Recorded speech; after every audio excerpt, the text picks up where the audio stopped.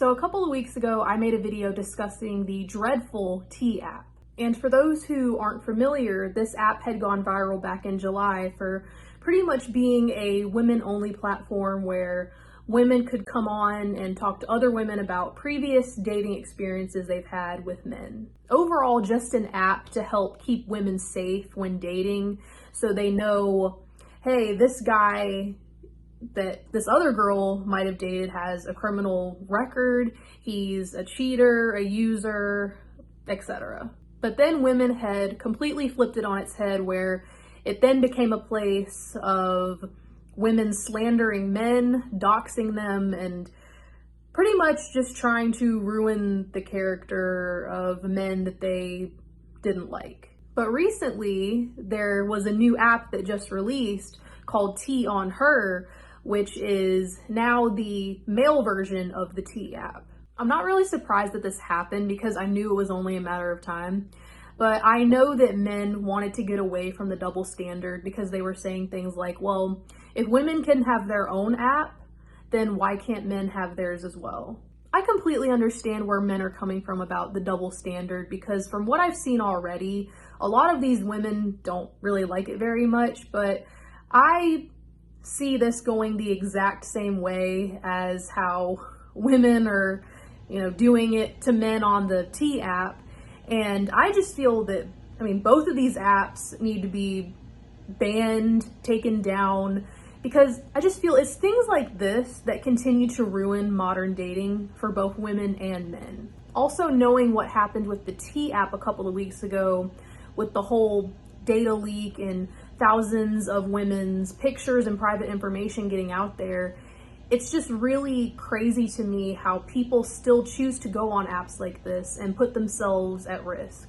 I had also heard that the T on Her app had just experienced a supposed data leak as well. Because if you didn't know the process for signing up on each app, it's pretty much the same thing, where you are required to provide a form of identification, whether it be your driver's license or your passport, and then a selfie just to verify that you are the gender you claim to be. Sorry, not sorry, but I'm not giving you anything that has my address on it. And, it's just crazy to me how people, like I said, still continue to get on these apps after knowing what happened.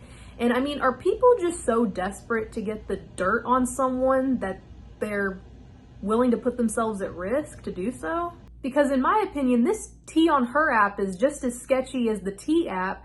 When I was trying to do my research on it, I wasn't able to find that much information. And from what I saw on YouTube, there weren't that many videos covering it either. The only information I was really able to find out about it was that it was most likely created by an indie developer who vibe coded the app.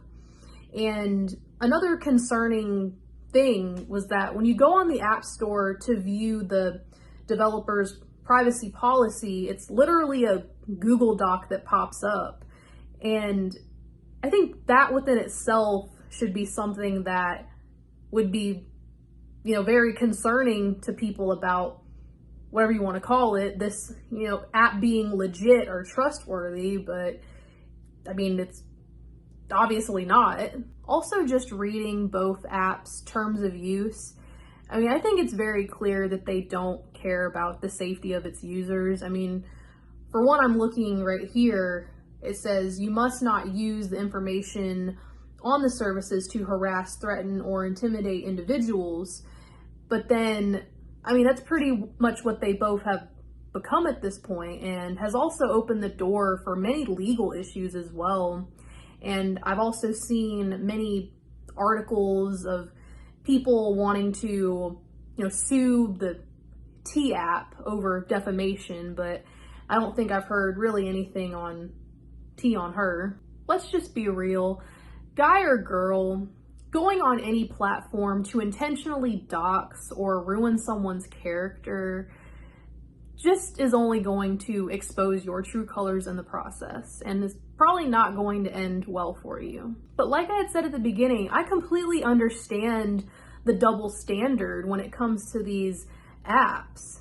And, I had even seen some women trying to downplay it and, just trying to explain why men shouldn't have their own app, pretty much saying things like, well, men don't need to be protected as much as women do when it comes to dating because, men are just creeps and weirdos. And when I hear stuff like that, I'm like, girls can be too. Now, if you're a person who is secure and you're not out there doing anything messy, or you're a criminal or anything where people can air out your dirty laundry, I would say that you're all right. But at the same time, if a person doesn't like you, they can just go on these apps and, slander you. And that's why at the end of the day, I'm just like, I hope these apps both get taken down, because I think a lot of people these days, even including myself, we need to shrink our online world a little bit and focus on expanding ourselves more in the in-person world. To be honest, many of us just literally need to go outside and touch grass for at least 10 minutes just to escape the virtual world. But I'm really curious to know what some of y'all's opinions are on both of these apps. Do you think they're helpful when it comes to dating? Do you think they're evil and should be taken down? Do you have a crazy story of finding yourself on one of these apps? But I'm really hoping we can just be a little bit smarter than this and not continue to put our very sensitive and private information out there, because I'm really just trying to restore my faith in humanity one day at a time.